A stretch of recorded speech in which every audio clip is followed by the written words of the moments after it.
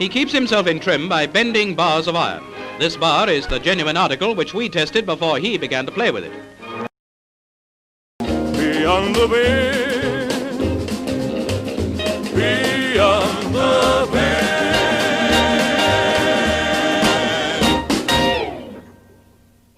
All right, Dan and Michael, welcome to the show. Hi, Cody. Thank you. All right. Thank you for having us on. Right on. So both you guys practice jiu-jitsu, correct? Mm-hmm. Yep. Yep. Awesome. And Dan, how many years have you been training? I started around 2.5 years ago. Okay, and what belt are you? Blue. Nice. And Mike, what about you? Just over 2 years ago, a little bit less than Dan, so also blue belt as well. Right. And you guys train out of the same academy? I'll let Mike cover that. It's complicated. Well, yeah, most of the time. I'm at university like part of the year, like half of the year in Sheffield in England as well. Yep. So I train at Rebellion there, and then we train at Bedlam together in Stoke. Okay. In England. Yeah. And how did you guys get into steel bending? Dan, you answer first. It was actually Mike. Spoke to Mike last year. I've seen, obviously, Dan Strauss has done some, but Mike suggested it to us. And then we both took a trip down to David Horn's last year. Spent 3-4 hours with David, had a great morning, doing various strength stuff and grip stuff, and then that was it, really. Nice. And Mike, what about you? Do you know a guy, Bud Jeffries? Yeah. Yeah, Bud Jeffries, yeah. Just seeing, like, I bought, like, a conditioning, like, one of his, like, manuals or something years ago, and it had in it, like, to do steel bending and things like that, so I always sort of fancied it from then, and then I saw Dan Strauss doing it for jiu-jitsu, and I was like, let's give it a go then, you know. So, yeah, like Dan said, just went down to David Horn's then after that, and we've been having a go at it since, pretty much. That's awesome. Yeah, I'm in the process of getting Bud on the show. It's just a scheduling thing at this time, but we've been in contact, so eventually he'll be on. Oh, so now, he's a freak. Like, he can do so many, like, just crazy things. He can just do everything. Completely unbelievable and inspiring. It's like, yeah. That's amazing. I just Don Cummings just sent me an article that Bud wrote on isometric training. That was really cool. Oh, nice. And it seems to be a ton of crossover for grappling in isometric training as well. Yeah, definitely. Yeah, definitely with framing and different things like that. Yeah, of course. So what kind of training were you guys doing before you got into jiu-jitsu and steel bending? About 10-12 years ago, I was a badminton player for around about 8 years. Played at a pretty good level, kind of county standard, county captain, pretty good. Then due to work, I couldn't really play as much because I was travelling around and working away and what have you. So then I started doing just general weights and stuff in the gym. I got quite into that. Then found out I was kind of strong-ish, so started doing powerlifting. Did that for 3-4 years. Competed, did pretty well, and then I hit the mats and that was it. I just stopped lifting altogether. And what about you, Mike? I did bits of like boxing, kickboxing when I was from the age of like 12 up. Started doing MMA when I was 16. Did like 4 years of MMA, and then had a motorbike accident, so I had a couple of injuries from that, and then had 4 years where I basically just went to the gym just for that, basically, to try and get myself back strong. And sort of like Dan, really, I started getting relatively strong, and then a few of my friends were doing powerlifting, so I just got into that myself as well. So did some powerlifting, and then started jiu-jitsu again, like I said, just over 2 years ago, and then do a bit of lifting still, but mostly the jiu-jitsu. Nice. Did you guys know each other before jiu-jitsu or no? No, that's how we met at the original Bedlam Club, yeah. Yeah. Oh, right on. That's cool. So tell me about how it's been like training with David Horn. I mean, you guys are so lucky geographically that you're close to, one of the pioneers of this sport, if you might call it that. So tell me what it's like knowing David and training with him. It's good. I'm pretty much probably 20 minutes away from there in a car. Michael's probably 40, 50 minutes. But it's great. It's getting a bit expensive because I keep entering Steel Shredder and picking up more bars and stuff. But no, it's good. It's good to pick his brains and visit and do some lifting, some snapping there. So it's great. And what about you, Mike? Yeah, I mean, I've been the one time with Dan. That time we basically just contacted him and booked like a session with him. You know, he lets you go into his grip factory, he calls it, which is really cool. I don't know if you've ever seen any pictures of inside there. Oh yeah, it's got some really cool stuff in there. So that was like our first time, like properly doing a steel bending session, if I remember correctly, for both of us. So yeah, we went in there, and it's he's just got like such a wealth of knowledge, and he sorted us out with like the technique for the actual snapping. Did some I think they call it grip sport, I think, you know, just like with the loading pin, the pinched grip tops and things like that. So yeah, we had a good go at loads of different things there. He's definitely been all around with the strength world, David has. He's really a knowledgeable guy with it. It's good. Yeah, it's unbelievable.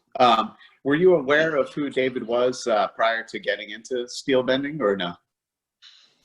For me, no. Mark was the one that introduced me to him. Yeah, I met him at Bedlam. I think his daughter came to Bedlam once, and I'd like heard his name and then realised who it was when I saw him. I was like, oh, that's David Horn. And then just spoke to him there, and I was like, I didn't even know you were around it, you know. And then yeah, that was it really. Just introduced Dan to him via sort of messages, and then we went to this. Nice. So take me through a normal training week. I know we're kind of in a weird spot right now because of the pandemic, so not a lot of grappling is happening. But on a normal week, if you were training jiu-jitsu, tell me how much you're weight training, steel bending, and rolling. Dan, how about you? Before lockdown, I wasn't lifting at all again. I just pretty much, as soon as the kind of bug for jiu-jitsu started, I'd stopped lifting completely. It's the lockdown that's forced me to lift again, which I'm sort of in a way thankful for, because I really enjoyed it, and it's kind of a passion that's come back.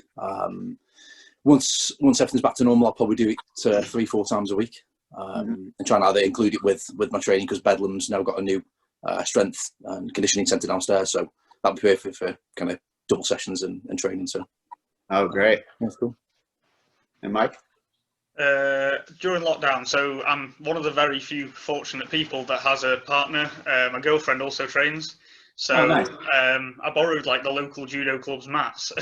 They had a load of spare mats, and they borrowed them to me because I know the owner. So I've been 3 times a week. We've been doing some jiu-jitsu, like drilling, rolling, things like that, and then doing like lifting 3 days a week with like grip in there as well, and some steel stuff like once a week, usually with the steel as well. So that's how it's been through lockdown. It's a bit more lifting than I normally do, but nice. You guys might not have the experience yet, but tell me how the steel bending and snapping has improved your jiu-jitsu, or your grip strength for jiu-jitsu, say, if you've been able to do any jiu-jitsu since you've started. Dan, have you been able to train? No, it's mainly Mike who has with his partner. Okay. I can certainly tell that I've increased massively. Certainly like the shorter stuff. I'll probably talk about Steel Shredder later. I was terrified of like the little stuff like grade 5s and stuff. Now it's pretty easy, and I can feel my grips coming on kind of substantially.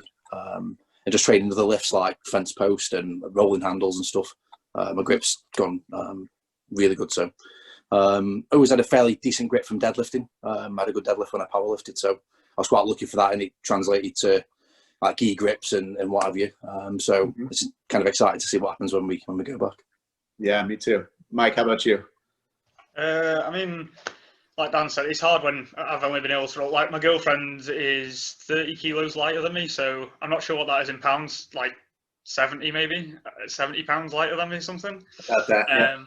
Yeah. So obviously I'm trying not to use strength, but say like I've tried to do a lot of collar sleeve guard playing over lockdown with her, so I'm playing guard and not like crushing her basically so much. And I've noticed like my collar grip in hand, like I can just keep that if I want it. You know, like before I'd find they could, you know, strip that reasonably okay, you know, but now if I like really want to keep that grip and really just pull down, bring the posture down, I've noticed that. And I think also you, like when you're doing like an open on a bar, you're kind of like doing that rowing type movement, similar movement, and pulling with the body to like pull the posture down. So I think it's like in that way, definitely had a good transfer.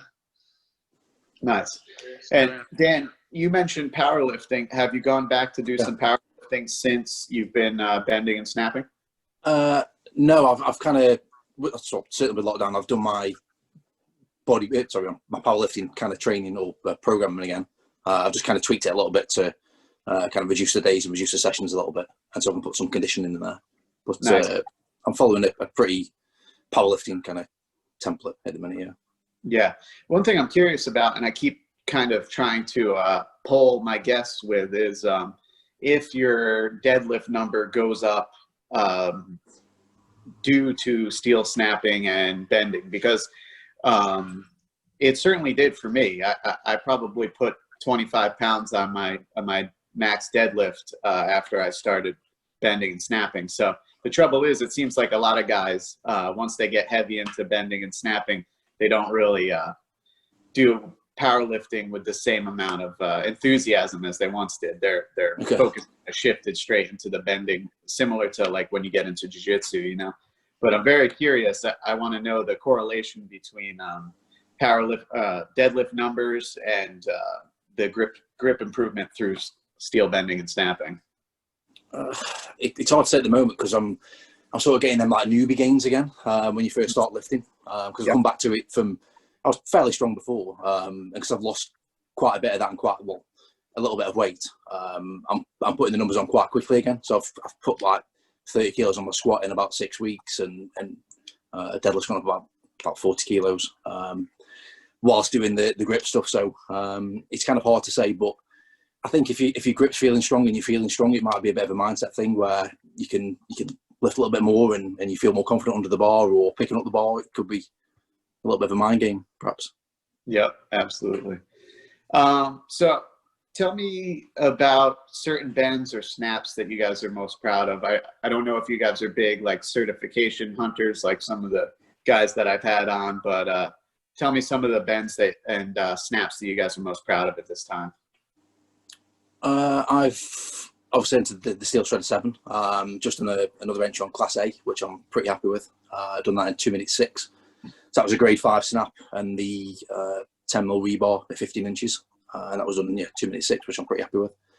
The grapplers events do me head in at the minute. I can't get that big bar to bend in one piece. So I'm still second in that, which I'm hopefully going to try and chip away at over the next few weeks. I've bent a red. Not the prettiest bend, but it's bent. I didn't snap it, but I think we could have done.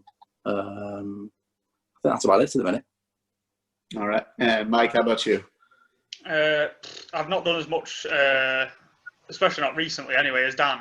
So I've not done the competition. But something I've actually only just started playing with, and like Dan's been sort of with me while I've tried this a bit, is like the double overhand. When I initially started doing steel, that's kind of what I saw and thought I wanted to do, like the non-braced, like double overhand bends. So, and I could never do it. I just literally couldn't even get like the position right or anything. It's not that I couldn't like bend it enough. It's that I literally just couldn't like get in a position where I could put any force into the bar. Yeah. So recently, like Dan and like one of our other friends from the a couple of other friends, from the club who also do steel. They sort of like gave me a bit of like tuition on trying to like actually get these double overhands, get in the right position and get them going. So recently I've actually managed to like finally so I'm now proficient and I can bend stuff like that. So I'm happy that I've actually managed to stick with that and not just like leave it. You know, I've actually managed to get that technique down, and it's something I want to try and progress on and get some decent double overhand bends done. Nice. Now, Mike, out of curiosity, are you more of a guard player or a top player in jiu-jitsu? Top, definitely. Like, all right. that totally negates my theory, because I'm more of a guard player, and I had the same problem getting my shoulders into position for the double overhand. My mobility from being crunched in, primarily playing butterfly guard usually. I primarily play no-gi as well, but I felt my posture, my shoulders just come in naturally. So trying to get them to open up and get the bar under my chin was really difficult. I felt like I possessed the strength, but I didn't have the mobility at first. So do you find you can't get like the bar to this position under here, but also with your elbows up, ready to drive the force in? Is that like, because that's how it is for me. I'm like trying to pull and try and actually get my elbows up high and my shoulders in that position, and it just like was a no-go for ages. But like I say, I've sort of cracked it a bit now, so I can do some bending like that. Yeah. And I don't know if this is right or wrong, so don't take this as a fact or anything, but changing the angle of my fists to be further out on the wraps, to be almost more like parallel. I think they call that like pistol grip. That helped a lot, because when I was trying to keep them more horizontal, it was just very painful, and I physically couldn't. And then once I cheated them out a little bit and they came down to more of like a past the 45 degree, then I felt like I could grip it better, and got some more success like that. Yeah, I think that was like one of the main changes for me. I saw like I think it was like Jed Johnson or someone. I like watched a video of him talking about doing the double overhand. Yeah, and he kind of, instead of being like directly on top of the bar like that, he kind of had his hands at this sort of angle, so he could like punch in with it. Yeah, and that like just was like a night and day difference for me. Like went from no power whatsoever to actually being able to apply the force. So. Absolutely. And Dan, curiosity, just, you more of a guard passer or a guard player? Guard player, I'd say. I don't mind to admit I pull guard and and play a guard. So yeah. You can take down as well, though. He is good at stand up as well, right? Yeah. Yeah, I prefer guard. Lazy guard player. Nice. Yeah. You guys train primarily in the Ghee, or? I do both. Yeah. Do both, yeah. 50-50. Yeah. On a normal week, you'd say it's about 50-50? Yeah. I think it's probably slightly more Ghee. Only just, though. Yeah, only just. Yeah. I like that. I think the 50-50 split is probably the best way to do it. I've been training since 2008, and in 2008 it was like 6 days a week Ghee, 1 day a week no Ghee, and it was completely lopsided, and maybe just after class you take your Ghee top off and do some no Ghee or light MMA stuff or whatever. But over the last few years, I've really just developed a love for no Ghee more and more.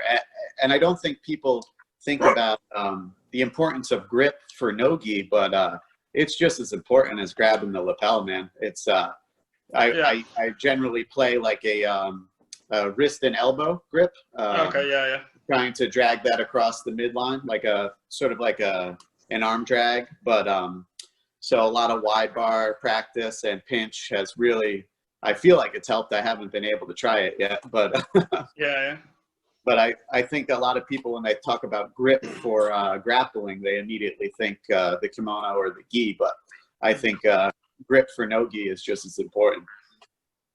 Yeah, definitely. What about recovery and nutrition? Do you guys follow anything specific for those things after a hard training session, or particularly bending and snapping? To be honest, I'm a little bit lazy with recovery.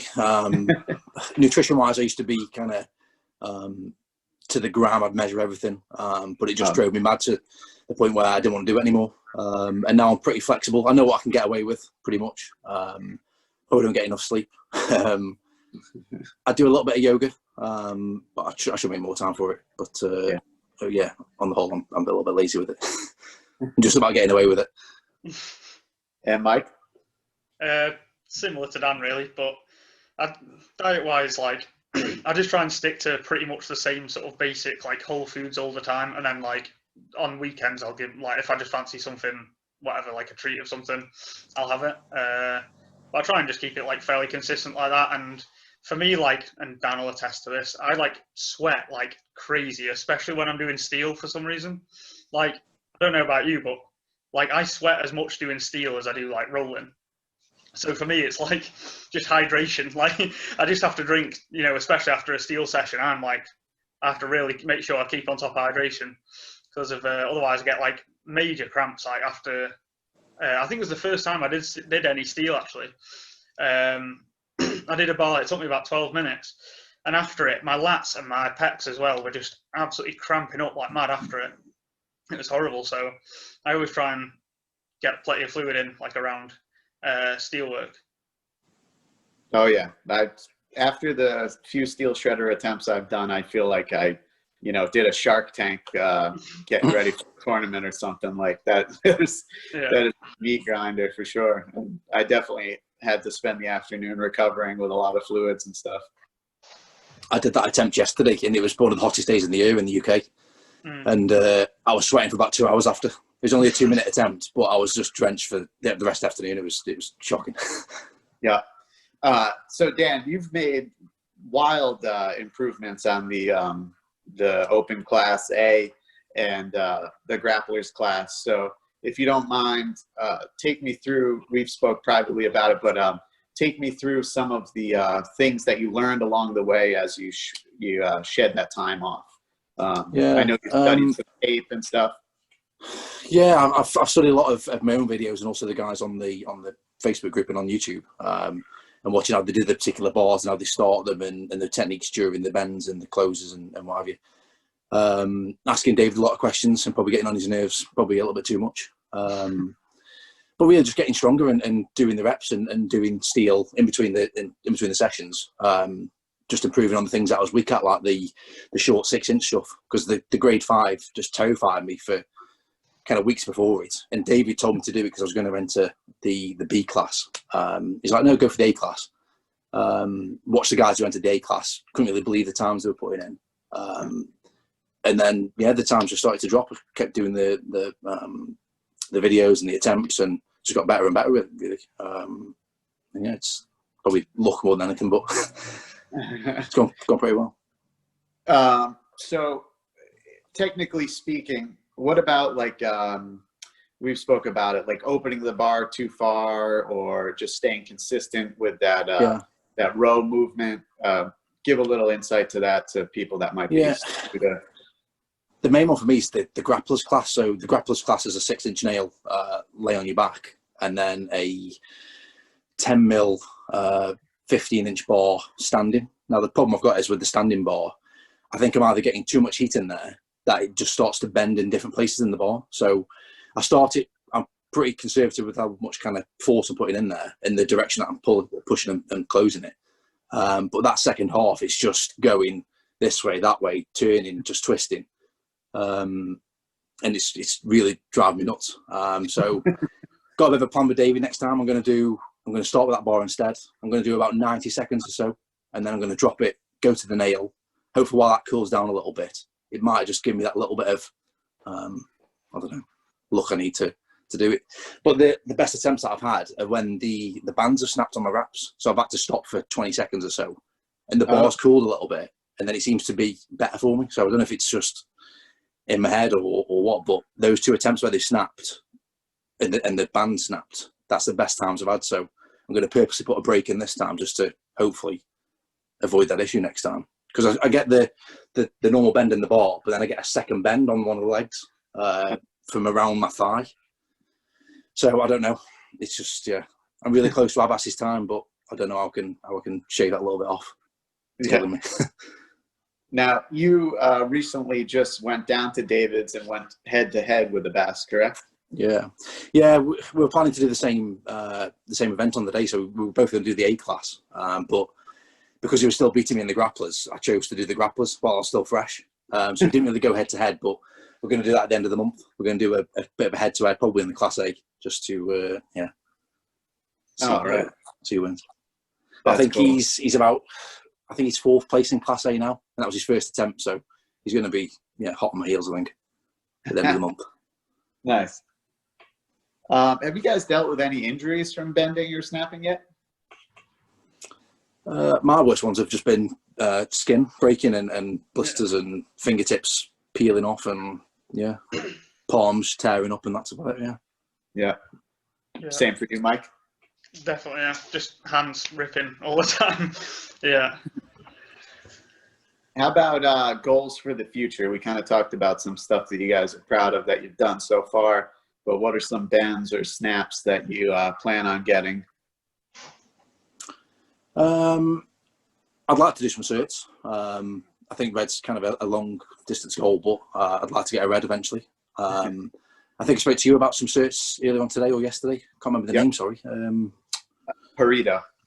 Yes, yeah, I contacted him this morning, so I think me and a few guys are going to put some orders in for some of his certs. So yeah, looking probably like the A2, maybe the 8.8 or something. Yeah, definitely combine your orders so you can save a little on the internet. Yeah, sort of thinking. And Mike, what about you? I mean, it sounds like Dan can do this easily already, but it sounds like a really bad one. But just like, if I could double overhand a grade 5 bolt, that's like my next, like, I suppose that's not really a long-term goal, but that's like the next thing that I'm looking to try and do, now I've got my technique sorted.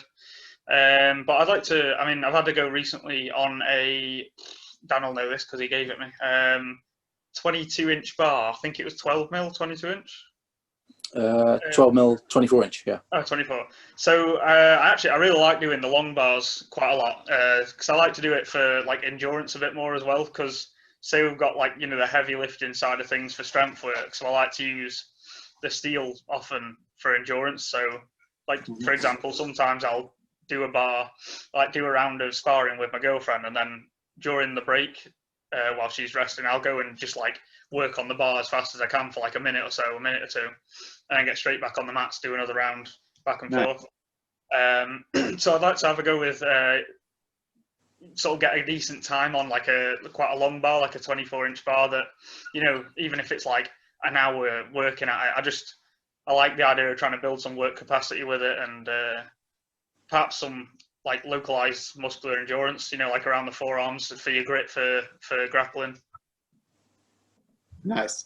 Yeah, I spoke to a guy named Chris Stillwell yesterday. His episode will come out in a couple of weeks, but he's a high-level judo player, and he does some jiu-jitsu as well. But he's similar to you. He incorporates snapping in his interval training almost daily, and it's cool to hear that you do that too, because I can totally see the benefit of that. Is just if you're doing like some HIIT training to add a snap in there, it makes total sense. Yeah, I've done it at the gym a few times before with like I'll take in like before I go I'll wrap like either like grade 5 bolts or maybe like I don't know like an 8 mil bar or something like that, like quite a short 8 mil bar, and then take them to the gym. And then like the gym I go to at university is like a strongman gym, so they've got like the sandbags and the big kegs and things like that, the barrels. So I'll do like like a S grip round like a barrel or something, and like walk with that, so it's like training like that body lock grip. So I like the body lock passing and things like that in no-gi. Yeah. So I'll do something like that, and then like do say, I don't know, 20 yards there, 20 yards back, and then pick up the steel and work on that for 30 seconds a minute, and then whatever, like some loading with the keg, and then get it back into that position, walk it, etc. Just to try and like sort of use the full body like you would in grappling, but really have that focus like on the hands and the grip with the steel as well. Nice. That's great. All right, guys. Well, we've reached towards the end of the show. So if you listen to the show, I do this thing called the Medley, which is the rapid fire series of questions. So you guys ready to do this? Yeah, let's do it. Try. All right. Dan, you answer first, then Mike, you go after. So favorite thing to bend? Bolts at the moment. Long S275 steel, stuff that takes longer, basically. All right. Hardest thing to bend for you? Oh, I don't want to say harder bolts.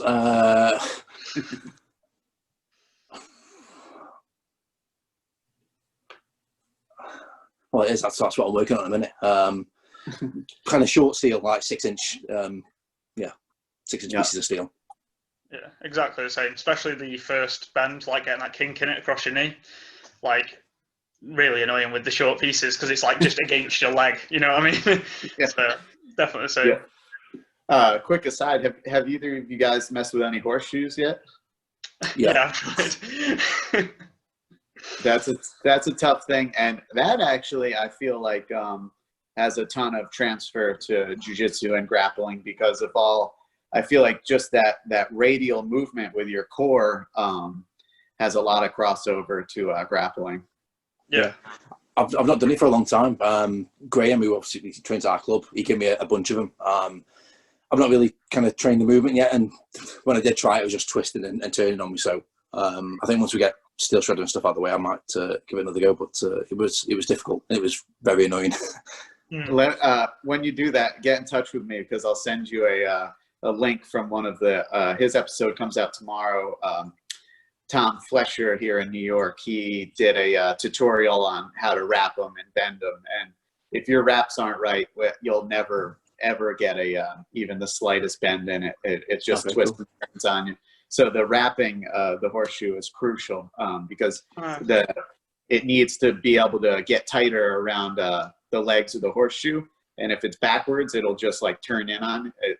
Believe me, I spent many hours down here in the basement doing it completely wrong, and then once I got the wrapping right, it went pretty easily. So, and they're a lot of fun.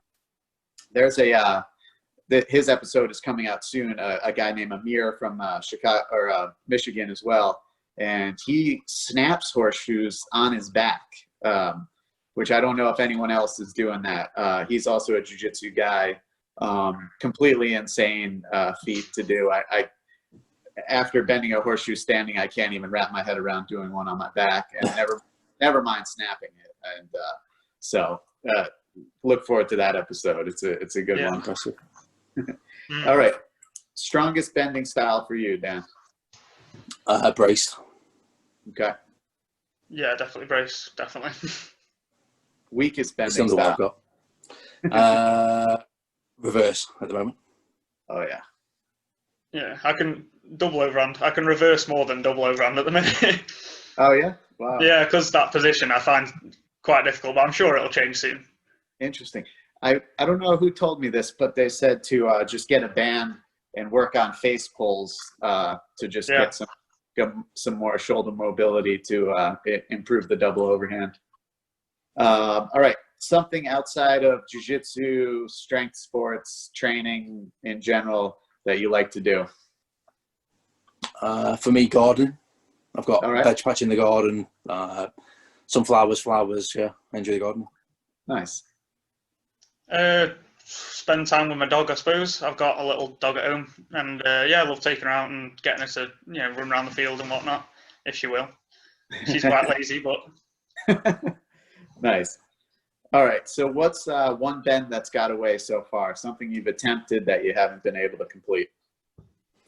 I bent it, but I didn't bend it the way I wanted to, was the red nail. So I had to double wrap it to get the bend. I'd like to get that single wrapped, and then obviously eventually as a double over. But yeah, that one annoyed me that I had to give up and double wrap it. Double over on grade 5. Like when I get that, I'll be happy. I've put a couple of millimeter bend in one, but that's all so far. Nice. All right. Who's the strongest person you know? I'd probably say David Horn and probably Dan Strauss, just because I can't understand some of the things that they can do. And that, just makes them strong to me. Yeah. Yeah, probably got to agree with that, really. Like, when we were at the grip shed, can't remember exactly, I think it was a grade 5, David snapped one in a forward, neck bridge, like tripoded up onto his forehead. And he snapped it in 50-something seconds or a minute or something. It was just just unbelievable, the stuff he can do. That's unreal. Yeah, when I had Dan on, he said that David's the strongest person he knows. So if I can ever get David on the show, it'll be interesting to hear who he says is the strongest person he knows. Best piece of advice you were ever given, can be about anything, jiu-jitsu, bending, or life in general. For me, jiu-jitsu was to not use my strength. Coming from a powerlifter straight into jiu-jitsu, I was fairly strong at the start. And quickly kind of realised that to get anywhere, I'll probably have to not use my strength and try and learn some technique. And that, went pretty well for me. Just try not to muscle through things and just, actually learn something. Probably in jiu-jitsu, at first, something, and in MMA as well, just slow down, take your time and think through things a lot more, rather than just winging it and just going for it, and that can be applied to anything really. You know, if you're planning to, I don't know, renovate a house, like just slow down, think through it, and don't just go ahead without thinking, and you could set yourself back. So initially hearing that though was like in MMA or kickboxing that I got told that. Nice. And lastly, what's the funniest reaction a person has had when they find out you spend your time bending steel? Just my family telling me that I'm stupid, basically. What am I doing, wasting money, snapping bits of metal? Yeah. Probably, in fact, recently someone said to me, who was a fridge engineer, I think, or something, he was like, why are you doing that just like as a hobby? He was like, we spend our days like repairing and bending metal and whatnot and get paid for it, that type of thing, probably. Awesome. All right, that concludes the medley. Cool. In closing, who's someone you'd like to see me have on the show? For me, would be David Horn. I think it'd be great. Very knowledgeable guy. He's obviously his daughter's in jiu-jitsu, so it's a great kind of knowledge that he's got to know how it transfers into jiu-jitsu. His daughter's a beast from it. I think he'd be great on there. For sure. Yeah, I mean, David would have been my first pick, or his wife, actually, Elizabeth. I don't know if you've seen her videos of her doing bend. She's like crazy strong as well. Like they're, so I suppose David or Elizabeth as well, because she's got a fair bit of experience in like like strong woman contests and things like that. Yeah. So, and she has done some jiu-jitsu too, I think, as well. Oh, good point. Yeah, I haven't had any women on the show. That would be cool. Yeah. Tips or advice for beginner benders? Do it little and often. Don't get your hands to a point where you can't use them again, which is what I did last year. Now I'm trying to be smart and just doing as much as I can kind of recover from. And just have fun with it, really. All right. Yeah, I mean, I did the same as Dan last year. We were both basically doing a lot of the training in communication or with each other at the time. Yeah, and we would just like go and finish the snap, even if our hands were like getting torn up. Then we couldn't do any for a week or two. So yeah, basically like, and David said this to us, like, you know, if your hands feel like they're going to go, just stop, just do it in a day or two, you know? So yeah, just consistently doing it essentially. Like, there's a book, I think, by John Brookfield, I think his name is, like an old-time strongman type guy. Yeah. And I remember reading that a while ago, like, he put essentially, like, steel snapping gets you good at steel snapping. Like, if that's what you want to get really good at, you've got to do that. So if you wreck your hands every time you train and you have to spend 2 weeks letting them heal, even if you're still doing maybe other grip work or whatever, you're still going to, like, limit your actual steel snapping progress, essentially. Yeah. All right. Where can people find you if you want to be found on social media? I'm just on Instagram. So it's Dring. So DDDRING on Instagram. All right. Mike Pleavin 94. So Mike Pleavin 94, and that's on Instagram. All right. Cool. Is there any events or brands or gear you guys want to shout out? For me, Bedlam, BJJ, they've done great stuff over the lockdown for the members. Putting in the second floor, new mats, strength and conditioning section, so that was great. And Hard Life Fightwear, clothing, apparel, custom gear, so great company. Right on. Mark? Yeah, same. Bedlam and Rebellion over in Sheffield as well, and also Body Power Gym in Sandbach, place that do really good like barbell club, you know, for powerlifting, and they have loads of strength and conditioning stuff there as well. Nice. All right. Anything else you guys want to say in closing? Nothing. Just thanks for having us on. It's been good. Yeah. Mike? Thanks for having us on. Thanks for doing the podcast as well. It's been really interesting for us to listen to like the other ones we've recorded too. It's been good. Awesome. I appreciate it. Well, thanks for being on Beyond the Bend, guys. Okay, thanks, buddy. Cheers.